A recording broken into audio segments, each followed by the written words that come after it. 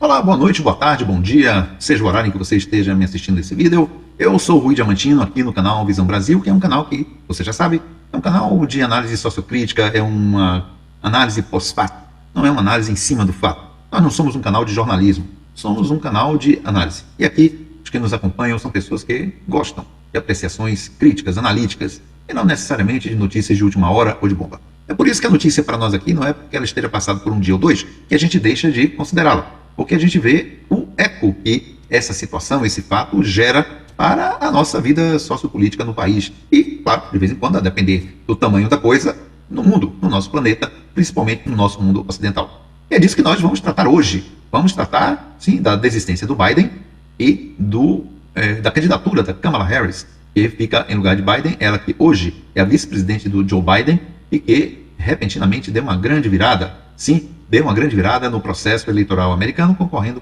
contra o famigerado Trump. A pergunta que você pode fazer é o que é que isto interessa a nós brasileiros? Não interessa diretamente. Qualquer coisa que temos a dizer aqui não vai influenciar em nada. Nenhum de nós aqui no Brasil, nem os mais importantes youtubers ou influenciadores vão influenciar em nada no voto do eleitor americano. Não se trata disso. O que nós podemos pensar sobre esta situação que ocorre lá é o seu reflexo na nossa vida aqui, porque hoje existe, ainda assim, e persiste o bolsonarismo, a extrema-direita. E também, claro, em termos mundiais, há um reflexo na extrema-direita com esta ou aquela vitória. E é isso que a gente vai tentar aqui, como sempre fazemos, sinteticamente analisar, nesta rapidinha das notícias do dia 24 de julho de 2024. E antes que a gente comece, eu vou pedir a você, se não se inscreveu, se inscreva no nosso canal. E você acione o sininho em todas para receber as nossas notificações. Para você que se inscreveu no nosso canal, está acompanhando o nosso projeto, a nossa gratidão e o seu pedido de continuado apoio para indicar o canal para mais pessoas, se você gosta do nosso trabalho. Além do mais, não se esqueça, desde agora, vá lá, dê o seu like, faça o seu comentário, diga qualquer coisa que você acha interessante sobre o que aqui estamos abordando, concordando, discordando, ou colocando uma nova visão sobre a questão dentro do que você queira, do que você possa, tá bom? Mas então, vamos lá, vamos passar para as duas notícias que são entre si contraditórias. Uma favorecendo a Kamala Harris e outra favorecendo o Trump. Mas tudo dentro da margem de erro. Vamos lá? E vamos começar pela primeira notícia, a mais antiga, que foi ontem, 23 de julho de 2024, às 17 horas e 18 minutos. Com Kamala Harris aparecendo na frente com 44% contra 42% de Trump, diz uma pesquisa. É a primeira sondagem de intenção de voto dos Estados Unidos após a desistência de Biden. E há apoio à nomeação de Kamala Harris. Portanto, está aqui no Brasil de fato. A Kamala Harris aqui falando, e uma nova pesquisa de intenção de voto nas eleições dos Estados Unidos mostrou a vice-presidente Kamala Harris na frente do candidato republicano Donald Trump. O estudo da Reuters Ipsos, feito após a desistência de Joe Biden para concorrer, indica 44% dos votos para a provável candidata democrata contra 42% de Trump. Nos Estados Unidos, as eleições presidenciais são indiretas. Em contraponto a isso, vamos ver a outra notícia. Essa é de hoje, dada pela CNN. Pesquisa da CNN, Donald Trump tem 49% das intenções de voto, Kamala Harris 46%. Levantamento indica empate técnico entre ambos, pois a margem de erro é de 3 pontos percentuais para mais ou para menos. Aqui estão os dois, o Trump e a Kamala Harris. Uma nova pesquisa da CNN, conduzida pela SSRS, indica um empate técnico entre Kamala e Donald Trump em intenções de voto para as eleições presidenciais de 2024. O levantamento mostra Trump com 49% das intenções entre eleitores registrados e Kamala com 46%. A margem de erro é de 3 pontos percentuais para mais ou para menos. Essa é uma disputa mais acirrada do que o confronto entre Biden e Trump, segundo a pesquisa anterior da CNN. O que vemos aí, portanto, é um empate técnico entre Trump e Kamala. É uma situação mais interessante do que aquela que estava estabelecida entre Trump e Biden, já que Joe Biden apresenta certos sinais de déficit cognitivo e às vezes motor bastante severos, mostrando que a sua capacidade de enfrentamento de uma situação estressante, como são as eleições americanas, que tem mais tempo de disputa do que no nosso país, no Brasil, é bastante exigente com relação às possibilidades de Biden. Não é que Trump seja um rapazinho, ele também já está com suas questões aí referentes a déficits com a idade, mas Trump tem muito mais disponibilidade cognitiva, reacional, enfim, do funcionamento da pessoa, mais ativos do que os demonstrado pelo Joe Biden. E aí vem a Kamala Harris, depois de uma pressão enorme para Biden renunciar, vem ela como indicada para ser a candidata à presidência dos Estados Unidos. E parece que ela vai dar dor de cabeça a Trump.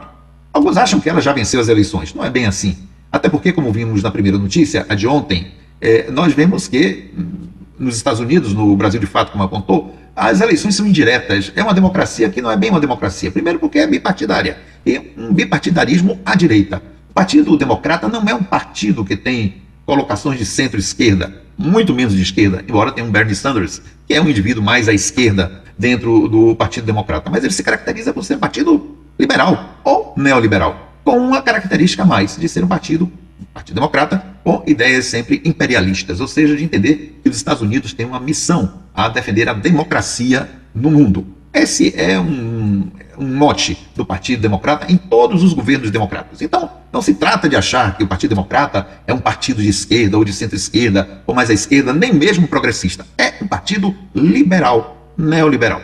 Só que é um partido que tem no seu discurso e na sua tradição a defesa das questões republicanas, ou seja, de combate a ideias que estejam mais à direita, ou, como é o caso dos republicanos, tendentes à extrema-direita. Esse é o único traço que os diferencia. Na política econômica, o Partido Democrata se coloca como um partido com mais preocupações sociais. Estabelecimento de saúde para todos, a atenção à saúde para as crianças, a liberação do aborto para as mulheres, ao passo que o Partido Republicano defende, sim, a elitização da economia e o self-made man, self-made woman, seja cada um se vire, uma política basicamente radical no neoliberalismo e com uma conduta social bastante conservadora, inclusive homofóbica às vezes, machista na maioria das vezes e também xenofóbica, ou seja, de impossibilidade de aceitar que imigrantes vivam, trabalhem nos Estados Unidos. O Partido Democrata, pelo contrário, acredita sim na possibilidade de acolher essas pessoas que buscam as oportunidades tão prometidas no chamado sonho americano, que é uma grande falácia, uma grande mentira, praticamente inexistente. Mas a diferença básica está aí. O Partido Democrata, ele é um partido que defende a República, a Constituição, as liberdades individuais, deixa as coisas bem claras no sentido de uma maior liberalidade, inclusive, dos costumes. E o Partido Republicano, que principalmente com Trump, se caracteriza por ser um partido mais conservador, ultraconservador, com tendências nazifascistas. Então, o nosso interesse está em que, claro, o Partido Democrata possa ser vencedor, porque trata-se de uma contraposição às esperanças que a extrema-direita brasileira tem. O sonho da vitória de Trump, o sonho da vitória da extrema-direita no país mais poderoso do planeta. Por enquanto, a China já está chegando pertinho, já está batendo a porta da Casa Branca, e daqui a pouco a China será o país mais poderoso do planeta. Isso militarmente, economicamente, já provavelmente o é. Mas ainda não é oficialmente. Enfim, a China vai tomar o lugar dos Estados Unidos daqui a poucos anos, não passa de uma década. E os americanos ainda tentam manter este sonho americano da sua preponderância do seu imperialismo. O Trump não defende muito o imperialismo porque ele acha que os Estados Unidos têm que se voltar para suas próprias fronteiras. Mas, nisto, ele sinaliza com suas políticas conservadoras ao extremo uma extrema-direita que fica animada com a sua possível vitória. E aqui, a Kamala Harris, ou o Partido Democrata, com o seu candidato, ou candidata que ainda vai se confirmar, provavelmente será Kamala Harris, sinaliza, sim, para, embora o seu imperialismo, a defesa contra a extrema-direita. Este é o nosso interesse nessa eleição. Não passa disso. Ou seja, que a vitória de Kamala Harris desmonte os sonhos bolsonaristas que acham que Trump, vencendo lá nos Estados Unidos, vai interferir no Brasil, na economia brasileira, que sorte a conseguir dar impeachment em cima de Lula e de forçar o sistema judiciário brasileiro a tornar o Bolsonaro elegível, além de outros pacotinhos menores aí de possibilidades de graças para a extrema-direita brasileira.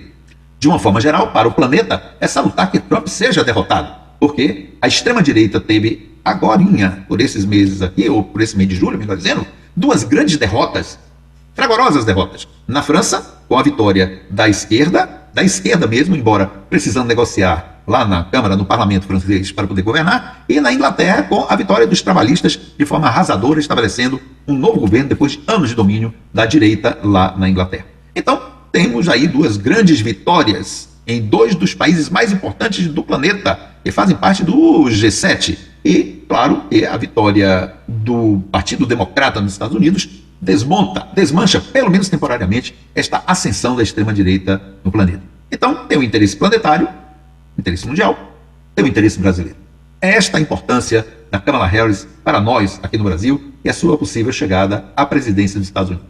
De resto, Não muda grande coisa, não será grande coisa, talvez um pouco mais de diálogo com o governo Lula, talvez mais facilidade de negociação, embora digam que a Kamala Harris é duríssima nas coisas, tá? Ela já mostrou no seu discurso, no primeiro discurso após a indicação de Biden, que ela sabe o que está falando. Muita gente a criticou dizendo que era uma pessoa antipática, que não tem magnetismo pessoal, e, enfim, seria pouco convincente. Assistir ao seu discurso, em inglês e traduzido para o português, as suas palavras elas são muito exatas, atacam o ponto que precisam atacar. Ela é uma pessoa que tem sim carisma, sabe utilizar a expressão facial, ela sabe usar o tom na relação com a plateia, ela sabe se comunicar e muito bem, ela tem a certeza das palavras, ou seja, ela utiliza o discurso de forma muito convincente e de forma muito bem feita. Então, ela deve sim assustar Trump e o Partido Republicano, fato que, aliás, já está acontecendo. Essas duas pesquisas que se contradizem, a do dia 23 mostrando Câmara 2 pontos à frente de Trump e a de hoje mostrando Donald Trump 3 pontos à frente de Câmara, vai refletir exatamente essa condição do povo americano e a sua, me permitam, pseudo-democracia. Ou seja, da maioria a um ou a outro, como aconteceu com Hillary Clinton, que teve mais intenção de voto do que o Trump, mas que perdeu, porque lá a eleição é indireta, coisa que existiu no Brasil no tempo da ditadura. E depois fica um bando de babaca, de vira-lata brasileiro, festejando a democracia americana. Durma-se com um barulho desse. Vamos lá prestar atenção, só um pouco, ao que acontece lá nos States, mas vamos ficar de olho no Brasil. Por sinal, hoje, quando o Lula chegou na reunião do G20, foi aplaudido de pé. Isso nos interessa bastante. Um abraço e até outra oportunidade.